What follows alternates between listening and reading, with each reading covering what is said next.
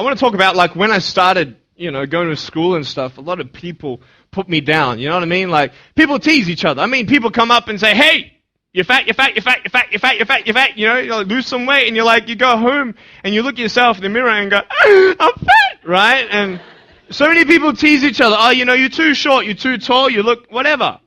Different hair and all that. It doesn't matter. See, the thing is, when you're in school, when you're growing up in life, it actually sort of matters to people how you look. And then it matters to you because it matters to others. Why? Why does it matter how you look? Because if they don't like you, then who will? If they don't accept you, then who will?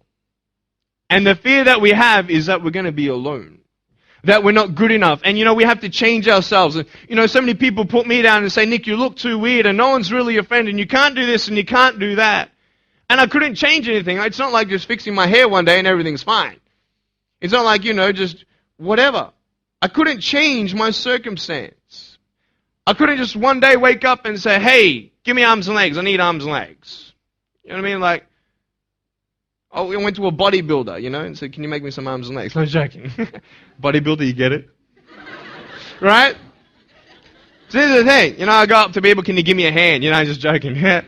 But it was so hard because people put me down. And I started believing that I was not good enough. I started believing that I was a failure. That I'd never ever be somebody who people would like or people would accept. And it was so hard, man. I thought to myself, I can't go on the soccer field like everybody else, and I can't ride my bike, and I can't skateboard, and all these sort of things. And I started getting depressed. I thought, what kind of purpose do I have to live? I mean, are you just here to live to die? I mean, is there not a purpose for me? Is there not a purpose in life? And I had questions and no answers. And I asked my mum and dad, why did this happen? I asked doctors, why did this happen? They don't know. There are some things in life that are out of your control that you can't change and you've got to live with. The choice that we have, though, is either to give up or keep on going. I want to ask you, what are you going to believe? Are you going to believe in yourself? Are you going to believe everybody else's judgment on you? Are you going to believe people when they say that you're a failure? When no one really likes you, no one really cares about you. And it's not really to say that, hey, you need someone to come up and say, hey, really, I like you, I care about you. No, it's not that, but it's the fact that people put you down. People don't even look you in the eye. People ask you how you are, and you say fine, but you're not fine, and they'll never know that. I tell you, life is interesting. Life's a journey. See this phone here? Let's say that I want to go to the phone, right? And I start from over here. So I have to take one step at a time, one step at a time, one step at a time. You can only take one step at a time. I don't care how big your step is, it's only one step at a time. You can't do two steps in one. You understand? So it's like one step at a time. And you take steps in this direction, you take steps in that direction. Sort of get lost along the way, and sometimes you fall down. Now, to illustrate my point, I'm going to jump off the table, do a back twist, and land on the floor. Okay? Is that cool? Are you ready? Oh, there's a clock there. Okay, can you move the clock for a second, please? Beautiful, beautiful. All right. You ready? So, are you guys ready? Just let me know when you're ready. Are you ready? Okay, ready? 1, 2. I'm joking, man. Are you serious? Just put the clock back there. If I did that, I'll break my arm or something. You know what I mean?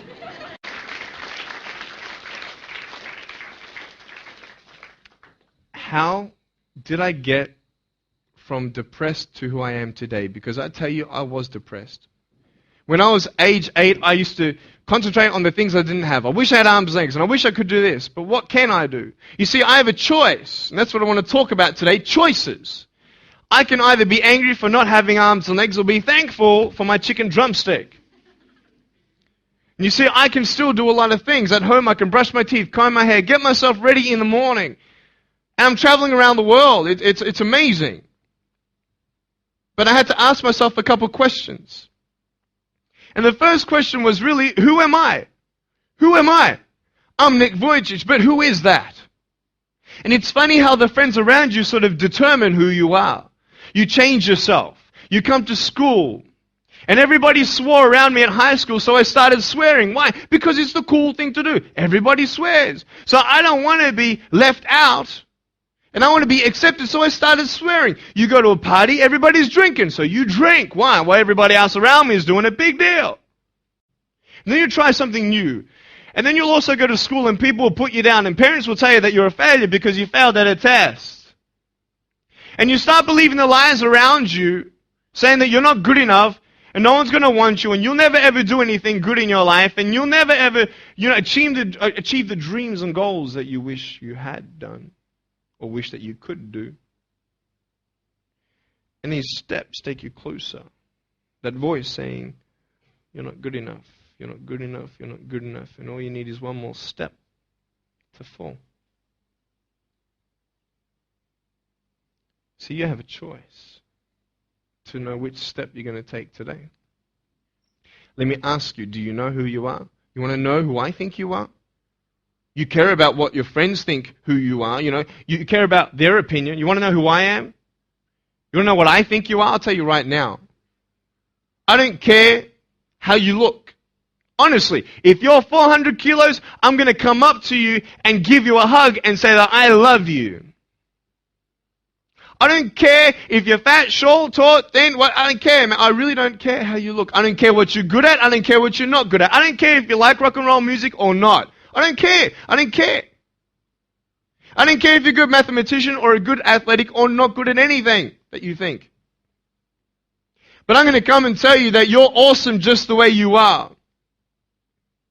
I know so many teenagers who look themselves in the mirror and wish that they had a different body. Girls, you're beautiful just the way you are. You're gorgeous. You're gorgeous. I love you just the way you are. And you boys, you're the man. Because it's not how you look. When you see me for the first time, many of you felt sorry for me. Do you feel sorry for me anymore? No.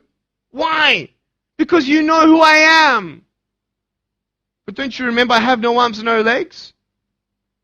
Would you want to be my friend? Of course you would. Why? Because you like who I am. But I have no arms and no legs. And you're going to say, so what? So when you say, well, I have this or I don't have that, I'm going to go, so what? I don't care. You are worth more than diamonds. All the diamonds in the world, you are so precious. Every single one of your hearts, you can do something. Not just something that you can do, but you can live life.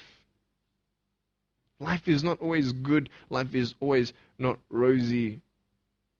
But life is worth living when you find purpose. Nick, I don't know what my purpose is. I don't know. My parents want me to do this. My teachers want me to do that. My friends think that I should do this, and I don't know what to do. And you're torn, man. You don't know what to do. You have to make important decisions, man. You don't know what to do. Who do you believe? See, all things come together for the good.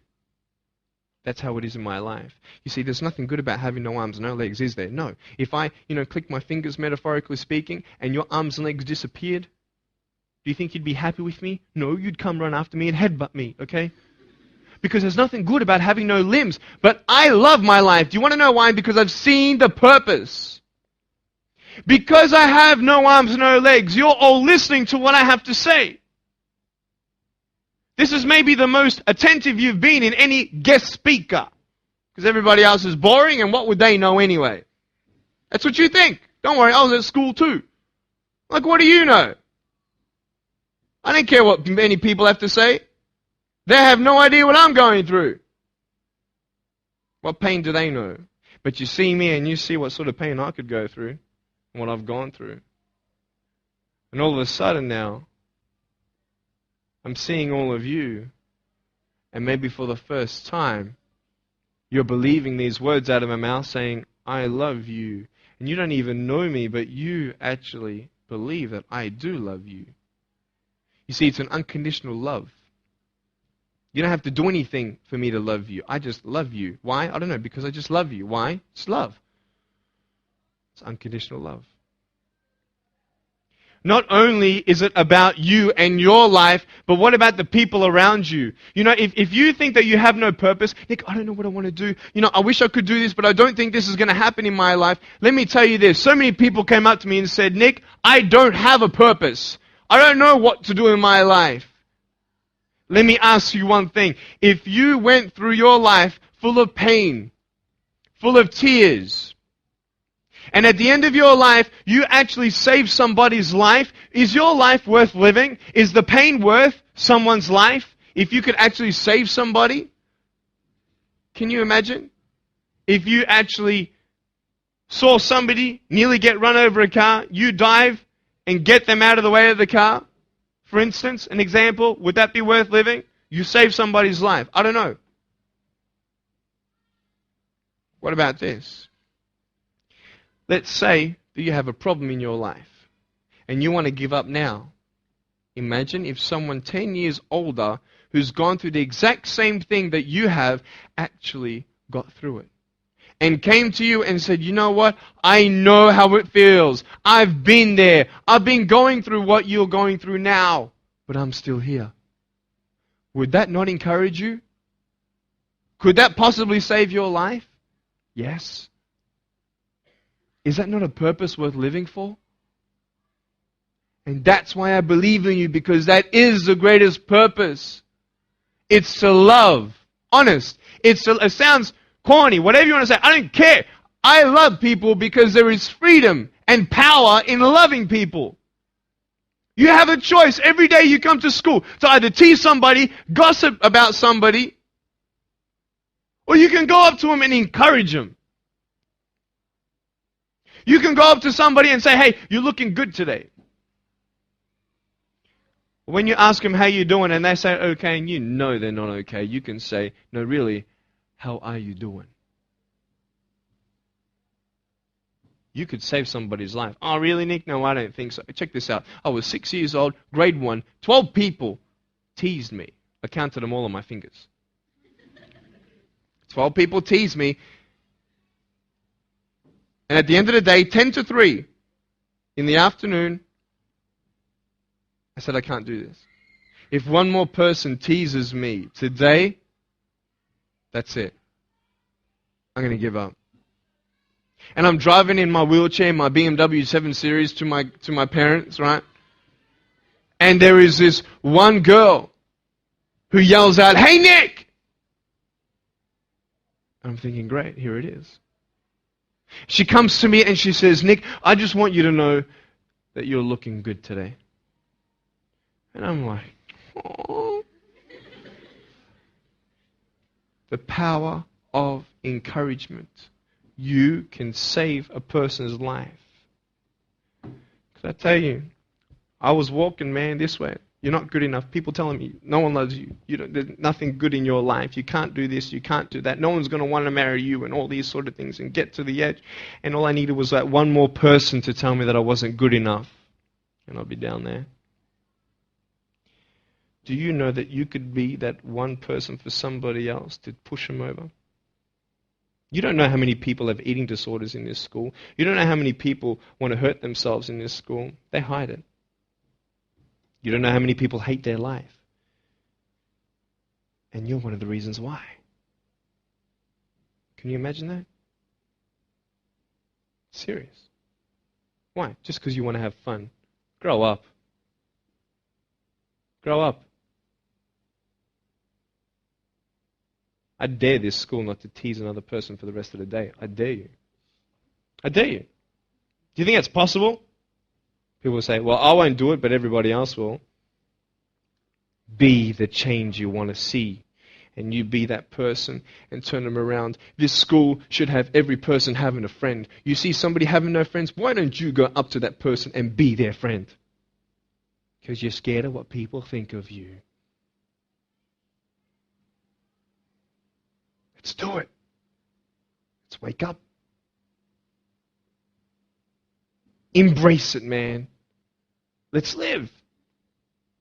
I love my life. Nothing stopped me. Am I happy all the time? No. No, I'm not happy all the time.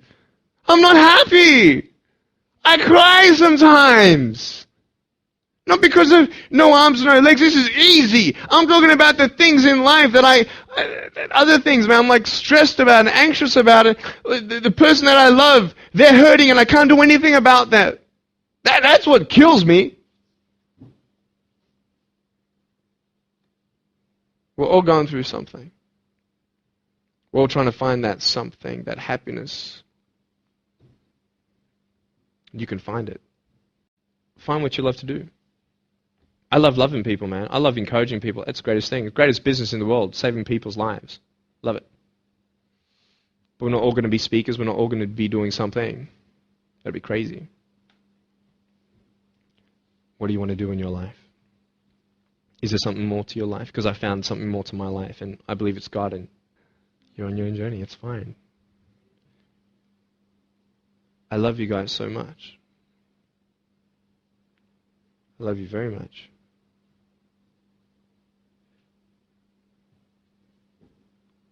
Choices are yours.